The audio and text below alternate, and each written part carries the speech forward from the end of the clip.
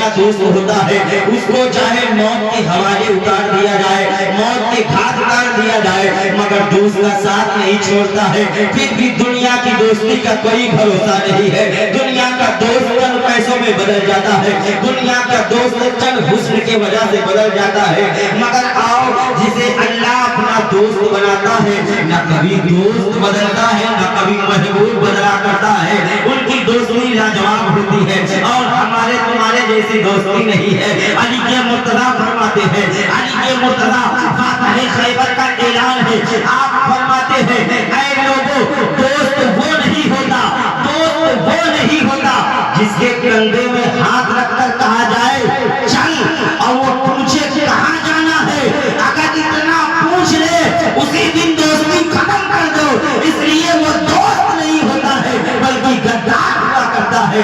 جس کے کندھے پر ہاتھ رکھ کے کہو کہ چل، وہ نہ پوچھے تو مجھے جہنم میں لے جا رہا ہے، جنگل میں لے جا رہا ہے کہ کہاں لے جا رہا ہے، وہی دوست ہوتا ہے۔ مگر آؤ لوگوں دنیا کے دوست کا معاملہ یہ ہے، مگر اللہ کے دوست اللہ کے ولی ہوتے ہیں۔ کیسے دوست بناتا ہے اللہ؟ گویا کہ اللہ اپنے ولیوں کو کیسا دوست بناتا ہے، ایسا دوست بناتا ہے میں آپ کو بناؤں۔ یہ دنیا والے کہتے ہیں، یہ وہابی اور دیوبندی کہتے ہیں یہ سنی پگلایا رہتا ہے، کبھی غریب نواز سے مانگتا ہے، کبھی والی سے دیوا سے مانگتا ہے، کبھی غوث اعظم سے مانگتا ہے، کبھی غوث اعظم سے مانگتا ہے، کبھی بابا فرید الدین سے مانگتا ہے، کبھی نظام الدین سے مانگتا ہے، کبھی صابر الحق سے مانگتا ہے، کبھی کسی سے مانگتا ہے، کبھی خواجہ شاہ عبدال سے مانگتا ہے، کبھی دیار شاہ سے مانگتا ہے۔ یہ لوگ ان سے کیوں مانگتے ہیں؟ یہ دینے والے نہیں ہے، یہ خدا نہیں ہے۔ میں نے کہا پاگل، ہاں یہ خدا نہیں ہے، مگر سن لے یہ خدا سے جدا بھی نہیں ہے، یہ خدا سے جدا بھی نہیں ہے۔ کیسے مانگتے ہیں؟ ہم نے غریب نواز سے مانگا، اے غریب نواز اولاد عطا کیجئے، مگر ہم نے خدا مانگ کر نہیں مانگا ہے۔ ہم نے غوث اعظم سے کہا اے غوث اعظم ہم آپ کی گیارہویں کر رہے ہیں، ہمارے گھر میں برکت عطا کیجئے۔ ہم نے خدا سمجھ کر نہیں مانگا ہے، ہم نے خدا جان کر نہیں مانگا ہے، ہم نے بابا فرید الدین سے مانگا ہے مگر خدا سمجھ کر نہیں مانگا ہے۔ ہم نے مانگا تو کیسے مانگا؟ تمام ولیوں کے مزار پر جا کر ہماری عزت پیش کرتے ہیں تو کیوں کرتے ہیں؟ اے مہاوا کے زندہ دل مسلمانوں سنو، میں آپ کو بتانا چاہتا ہوں ہم اللہ کے ولیوں کو اللہ کا دوست کہتے ہیں، مگر اللہ جسے دوست بناتا ہے اللہ فرماتا ہے کہ اس کی زبان ہوتی ہے بولنا میرا ہوتا ہے، پیر اس کے ہوتے ہیں چلنا میرا ہوتا ہے، کان اس کے ہوتے ہیں سننا میرا ہوتا ہے، فریاد اس سے کرتا ہے تیرا کام میرا۔ سبحان اللہ۔ غوث اعظم کے محفل میں آنے والے، غوث اعظم کو ماننے والوں، لوگ کہتے ہیں غوث اعظم کا نیاز لگا رہا ہوں، غوث اعظم نے کچھ نہیں دیا۔ آؤ غوث اعظم کے دیوانوں سنو، غوث اعظم کے مستانوں سنو، غوث اعظم کی محفل میں بیٹھنے والوں، بڑے نعت میں انعام دینے والوں سنو، دیا کرو انعام۔ یہ انعام دینا کسی کے باپ کی سنت نہیں، رسول پاک کی سنت ہے، مصطفیٰ جان رحمت کی سنت ہے۔ اس لیے کہ جب حضرت حسان نعت پڑھا کرتے تھے تو میرے آقا خود انعام دیا کرتے تھے، کچھ آپ نوازا کیا کرتے تھے، اس لیے یہ سنت مصطفیٰ ہے۔ سنو مسلمانوں، غوث اعظم کے دیوانوں، غوث اعظم نے ادنوں کو دیا ہے، آپ کو بہترین ہے، آپ کو لاجواب ہے۔ غوث اعظم کی بارگاہ میں چوروں کو ابدال بنایا گیا، ڈاکوؤں کو مسلمان بنایا گیا، ڈاکوؤں کو غوث اعظم نے وقت کا ولی بنا دیا ہے۔ یہ سب واقعات آپ سنتے رہتے ہیں، مگر آؤ ایک ادنا بات کرنا چاہتا ہوں۔ ایک شخص تھا جو بارگاہ غوث اعظم میں رہا کرتا تھا، اور کتنے دن سے رہتا تھا؟ ایک دو دن سے نہیں رہتا تھا، ایک دو سال سے نہیں رہتا تھا، بلکہ 40 سال سے رہتا تھا۔ غوث اعظم کے دروازے پہ بیٹھا رہتا تھا، آپ کے دیار میں رہا کرتا تھا۔ غوث اعظم نے کہا تھا اے میرے ولی، اے شخص تمہارا کام یہ ہے، میری بارگاہ میں جو لوگ آئیں گے، میری بارگاہ میں جو ابدال آئیں گے، جو اولیاء آئیں گے، جو اقراب آئیں گے، تمہارا کام یہ ہے میرے مہمانوں کو پانی پلاؤ گے، میرے مہمانوں کو وضو کا پانی دو گے، میرے مہمانوں کو غسل کا پانی دو گے، میرے مہمانوں کو پینے کا پانی دو گے؟ تمہارا کام یہی ہے لوٹے سے لے لے کے سب کو پانی پلاتے رہنا، پانی پلاتے رہنا۔ وہ کام انجام دیتے رہے، مگر 40 سال کا عرصہ گزر گیا۔ دماغ میں ایک دن شیطان نے وسوسہ پیدا کیا، ارے نادان اتنے دن سے بیٹھا ہے، اگر تو نے 40 سال گوا دیا ہے، غوث اعظم نے آخر تجھے دیا کیا ہے؟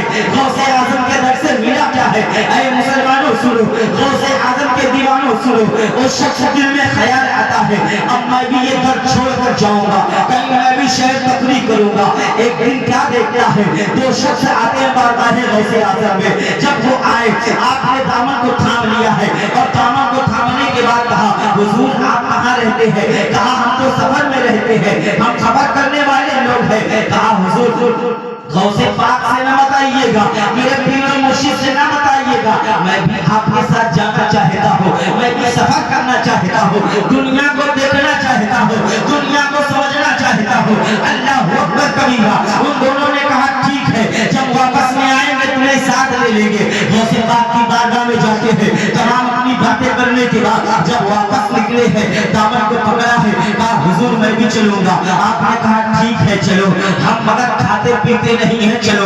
اب یہ غوث اعظم کے در پر بیٹھ کر پلاؤ اور بریانی کھاتا تھا، اچھے اچھے کھانے کھایا کرتا تھا۔ 40 سال گزر چکے تھے، اب دونوں کے ساتھ چل دیتے ہیں۔ وہ دونوں کوئی عام انسان نہیں تھے، بلکہ وقت کے ابدال تھے، وقت کے ابدال تھے۔ دونوں کے ساتھ یہ شخص چلتا ہے، اور چلنے کے بعد تھوڑی دور گزرتا ہے، ایسے ہی 12 گھنٹہ گزرے تھے۔ کہتا ہے حضور اب بھوک لگی ہے، کھانا کھلا دو۔ ابدالوں نے کہا چپ رہو، ہم کھانا کھانے والے لوگ نہیں ہیں، ہم کھانا نہیں کھاتے ہیں، 24 گھنٹے میں ایک بار کھانا کھاتے ہیں، اس کے علاوہ ہم کھانا نہیں کھاتے ہیں۔ پھر 12 گھنٹے کا سفر کرتے ہیں، جب 24 گھنٹہ پورا ہوا ابدالوں سے ان دونوں شخص سے یہ نوجوان کہتا ہے جو غوث اعظم کی بارگاہ میں بیٹھا رہتا تھا 40 سال سے، وہ شخص کہتا ہے حضور اب تو کھانا کھلا دو، پیٹ منہ کو آ رہا ہے۔ اب دونوں نے کہا ٹھیک ہے، مصلی بچھایا ہے، نماز ادا کی ہے، اب اللہ کی بارگاہ میں دعا کیا ہے،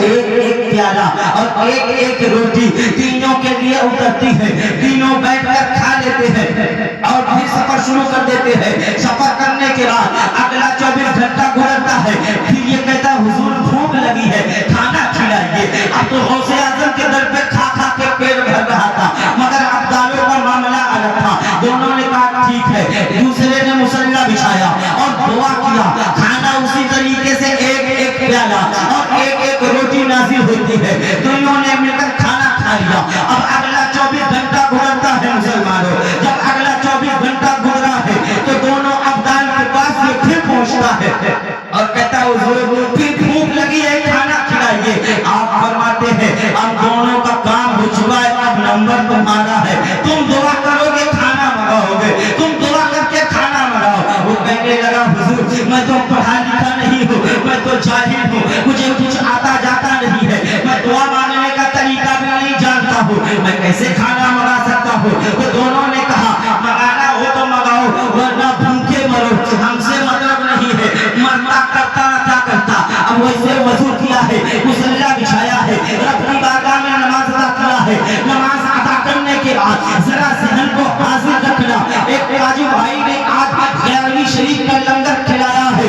سنو غوث اعظم کے دیوانوں، جب اس نے مصلی بچھایا، نماز پڑھنے کے بعد دعا کیا، جب دعا کرتا ہے تو اللہ کی عزت کی قسم جو دونوں نے دعا فرمائی تھی، ایک ایک پیالہ ایک ایک روٹی دسترخوان میں آئی تھی، مگر جب یہ تیسرے شخص نے جو غوث اعظم کی بارگاہ میں بیٹھ کر پانی پلایا کرتا تھا، جب اس نے دعا فرمائی ہے تو اب ایک ایک پیالہ نہیں بلکہ رب کی قدرت سے دو دو پیالہ سب کے لیے نازل ہوتا ہے، اور دو دو روٹیاں نازل ہو رہی ہے، دو دو روٹیاں نکل آ رہی ہے۔ دسترخوان میں جب دو دو روٹیاں دیکھا ہے، دو دو پیالہ دیکھا ہے، دونوں نے کہا تھا کہ تم تو کہہ رہے تھے کہ ہم تو دعا کرنے کا طریقہ معلوم نہیں ہے، کیسے دعا کر کے آ رہے ہو، کون سی دعا مانگے ہو، کس دعا سے تم نے اتنا زیادہ کھانا منگایا ہے، تو جانتے ہو کیا ہو؟ اس نے کہا تھا میں کچھ نہیں جانتا ہوں، میں کچھ نہیں جانتا، میں نے رب کی بارگاہ میں یہی عریضہ پیش کیا ہے، اے مولا یہ دونوں جس کے وسیلے سے کھانا منگاتے ہیں انہی کے صدقے کھانا بھیج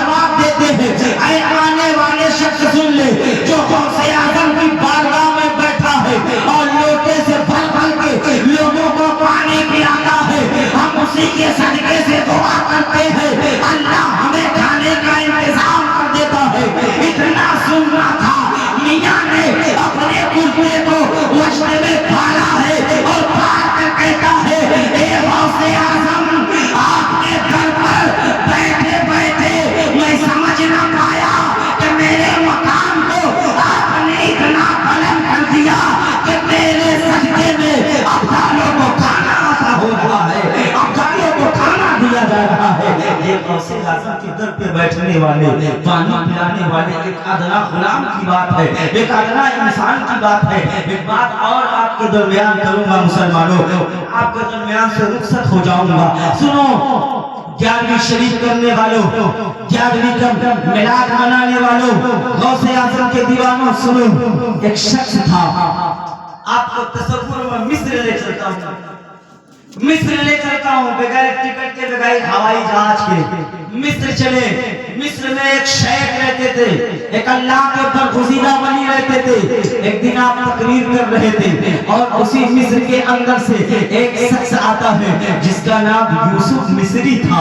यूसुफ मिस्री था, वो आए और तकरीर हो रही थी। तकरीर क्या हो रही थी कि जो गौसे आजम के, गौसे आजम को अपने जो व्यापार है, जो अपने कारोबार में चाहता है गौसे आजम का हिस्सा जोड़ ले, गौसे आजम को अपने कारोबार में साझेदार बनाना चाहता हो तो ये काम करे, गौसे आजम उसके हिस्सेदार, उसके साझेदार बन जाएंगे। कैसे बन जाएंगे?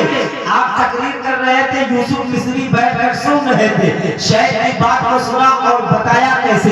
कहा कि ऐसे जैसे आप लोग बाजार करते हैं, जैसे लोग खेती करते हैं, जैसे लोग तिजारत करते हैं, तो उन शेख ने ये बताया कि अगर 100 रुपया कमाओ, 1000 कमाओ, 100 रुपए कमाओ, 5 रुपए हर दिन गौसे आजम के नाम से निकालकर डब्बे में डाल लो, गौसे आजम के नाम से निकालकर डब्बे में डालो। हर दिन पैसा निकालते रहो, निकालते रहो, निकालते रहो। जब 1 साल के बाद 11वीं शरीफ का महीना आए, गौसे आजम की नियाज दिला दो, अल्लाह की इज्जत की कसम, तुम्हारी नस्लें खाती रहेगी, कभी तुम्हारे घर में भुखमरी नहीं आएगी, कभी तुम तबाह हो बर्बाद। इतनी बात सुनी कि गौसे आजम को अपने कारोबार में पार्टनर बना लो, साझेदार बना लो। यूसुफ मिस्री को दिमाग में बात आ गई। घर पहुंचे, घर पहुंचने के बाद रोजाना का मामूल बनाया। आज मैंने 100 कमाया, 5 निकाला, 200 कमाया, 10 निकाला, 1000 कमाया, 100 निकाला। पूरी साल तक इसी तरीके से रोजाना निकालते रहे, निकालते रहे, निकालते रहे।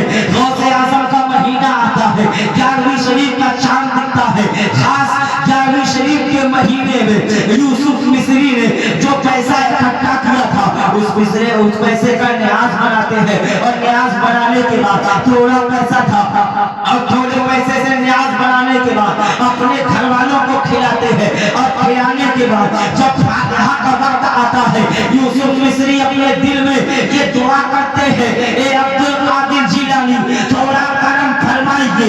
आज मैंने अपने घर वालों को लंगर गौसे आजम खिलाया है, मगर मेरे दिल की तमन्ना ये है, मैं चाहता ये हूँ, मेरे दिल में ये आरज़ू है, मैं सिर्फ अपने घर वालों को न्याज न खिलाऊं। एक गौसे आजम मेरी कमाई में बरकत दीजिए, मैं चाहता हूँ सिर्फ घर वाले न खाए बल्कि सारे मोहल्ले वाले गौसे आजम का लंगर खाए। आप करम फरमाइए। अल्लाहु अकबर कबीरा। यूसुफ मिस्री का बयान है, मेरी कमाई में और बरकत होने लगी, मैं और ज्यादा पैसा निकालता रहा, निकालता रहा। फिर दूसरा साल आता है, जब दूसरे साल 11वीं शरीफ का ब्रेक मैंने किया तो मैंने अल्लाह का शुक्र करते हुए अल्हम्दुलिल्लाह पूरे मोहल्ले वालों की दावत कर दिया और दावत करके खिला दिया। मगर मैंने गौसे आजम के बारगाह में अरीज़ा पेश किया, ए गौसे आजम, अभी मेरे दिल की तमन्ना मिटी नहीं है, मैं चाहता हूँ ए गौसे आजम नजरे करम फरमाइए, ए गौसे आजम आप निगाहे करम डाल दीजिए। मेरा दिल चाहता है सिर्फ मोहल्ले वाले ही गौसे आजम का लंगर न खाए, बल्कि मैं चाहता हूँ तुम मुझे इतना अता कर दो कि पूरे गांव को मैं गौसे आजम का लंगर, पूरे गांव को गौसे आजम का लंगर खिलाओ। जो इतनी दुआ फरमाई है गौसे आजम के यूसुफ बरकत से, इतनी बरकत होती है, इतनी बरकत होती है कि आपने दूसरे साल पूरे गांव की दावत किया और दावत करने के बाद फिर बारगाह गौसे आजम में ये अरीज़ा पेश करने लगे, ये गौसे आजम अब सिर्फ गांव वालों को खिलाकर दिल नहीं भरता है, सिर्फ गांव वालों को खिलाकर मेरा दिल मुतमईन नहीं हुआ। मैं चाहता हूँ कि गौसे आजम आजम, ए गौसे आजम, आप मुझे कुछ ऐसा कर दीजिए, मुझे कुछ ऐसा कर दीजिए कि मैं गांव के अगल बगल के जो गांव में रियाया गरीब यतीम मिस्कीन रहते हैं, ए गौसे आजम, मैं पूरे इलाके में आपका लंगर खिलाऊं, इतनी दुआ करने थी। गौसे आजम की निगाहें करम होती है जब घर में यूसुफ मिस्री जाते हैं और जाने के बाद अंदर दाखिल होते हैं, आपकी बीवी सामने आ जाती है और कहती, ऐ यूसुफ मिस्री, ऐ मेरे सरदार, आप गौसे आजम के नाम का हिस्सा निकालते हैं, मैं भी गौसे आजम के नाम का पैसा निकालूंगी। थोड़ी देर के बाद चाचा आते हैं, कहते हैं मैं भी पैसा निकालूंगा। थोड़ी देर के बाद बहन आती है, मैं भी पैसा निकालूंगी। भाई आता है, मैं भी पैसा निकालूंगी। पूरे खानदान वाले आते हैं और आज इस तरीके से आप गौसे आजम को अपना पार्टनर बना रहे हैं, अपनी गौसे आजम को अपने कमाई में पार्टनर बनाना चाहते हैं। सबने मिलकर इतना पैसा जमा किया, जब पैसा जमा हुआ अगले साल गौसे आजम की न्यास कराई तो मुसलमानों सिर्फ मोहल्ले वालों ने नहीं, सिर्फ गांव वालों ही नहीं, बल्कि इतराफो जवाहिर में जितने गांव थे सबको गौसे आजम का लंगर खिलाकर चेहरा।